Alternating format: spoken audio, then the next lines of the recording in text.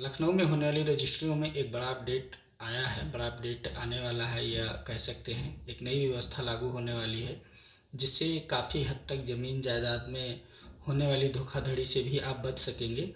और संपत्ति विवाद में जो कब्जे का विवाद होता है उससे भी आप काफ़ी हद तक बच सकेंगे।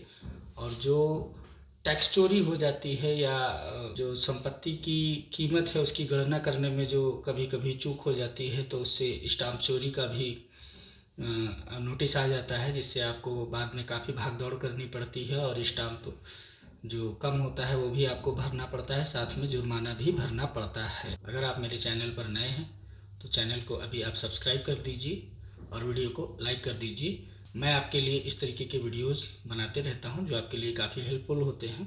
रजिस्ट्री में ये जो चौहद्दी होती है, जो रजिस्ट्री में चौहद्दी मेंशन की जाती है, दर्ज की जाती है, वो नजरी नक्शा के आधार पर की जाती है। नजरी नक्शा भी कहीं कहीं नहीं लगाया जाता है, या कई बड़ी रजिस्ट्रियाँ होती हैं उनमें नजरी नक्शा लगाया जाता है।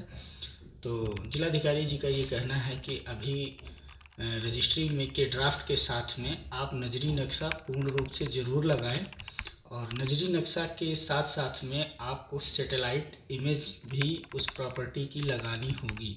सैटेलाइट इमेज क्या होती है ये काफ़ी लोग जानते होंगे, और बहुत से लोग जो नहीं जानते हैं तो मैं उनको बता दूं। सैटेलाइट इमेज वो होती है जो आप गूगल मैप से किसी जगह का फ़ोटो लेकर के आप उसको उसमें कलर फ़ोटो कॉपी उसकी लगाएंगे नजरी नक्शा के साथ में। अभी तक तो प्रॉपर्टी की फ़ोटो लगती थी, मान लीजिए फ्लैट वगैरह की रजिस्ट्री होती है तो वहाँ पर वो फ़ोटो तो लगेगी ही, साथ में सैटेलाइट इमेज की कलर फ़ोटोकॉपी आपको लगानी पड़ेगी, जिससे ये पता चल सके ये प्रॉपर्टी कहाँ पर है। और इस प्रॉपर्टी के अगल बगल जो चीज़ें हैं, मान लीजिए रोड कितनी है, या बगल में प्लॉट है, या बगल में नदी है, कुआं है, सामने है, अगल बगल प्रॉपर्टी के क्या है, जिससे चौहद्दी एकदम क्लियर हो। और दूसरी चीज़ की कभी कभी क्या होता है कि मान लीजिए कि चौहद्दी में रोड ज़्यादा है या रोड के किनारे है, तो उसमें क्या होता है कि सर्किल रेट जो है प्रभावित कर देते हैं लोग। ये नहीं दिखाते हैं कि यहाँ पर चौड़ी रोड है और यहाँ पर इसका सर्किल रेट ये होगा, उसमें भी लोग चोरी कर लेते हैं, क्योंकि चौड़ी सड़क पर सर्किल रेट अलग होता है और जो पतली सड़कें होती हैं उन पर सर्किल रेट अलग होता है।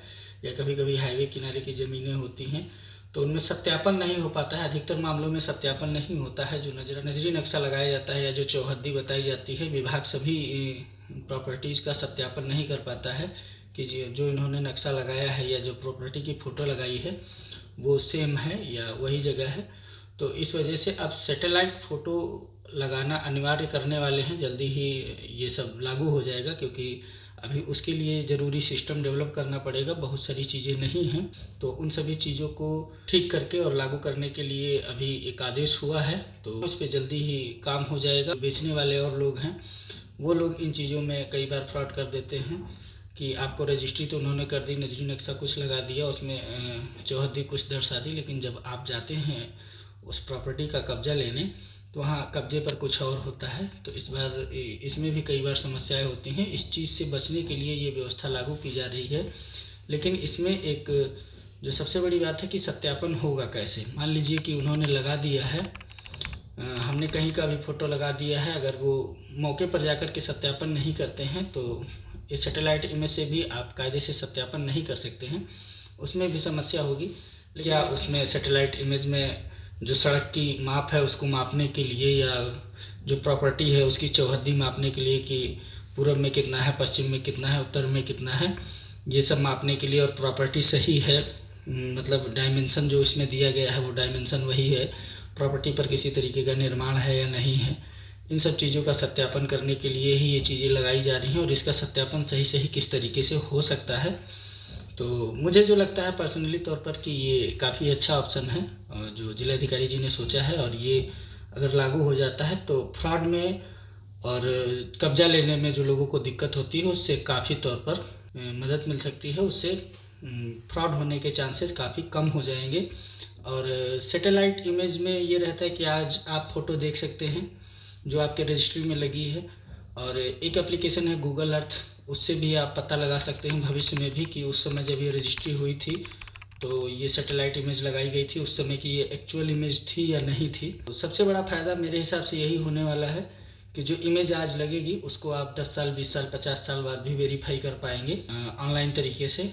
और विभाग को वेरीफाई करना है, विभाग को उस सब चीज़ों का सत्यापन करना है तो उनका अपना अलग तरीका होगा।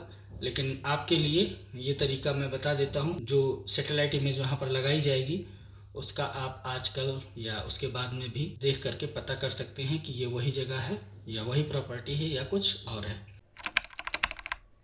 प्रॉपर्टी की रजिस्ट्री कराते समय कई बार कई गड़बड़ियाँ हो जाती हैं, मिसप्रिंट हो जाता है या मिसटाइप हो जाता है।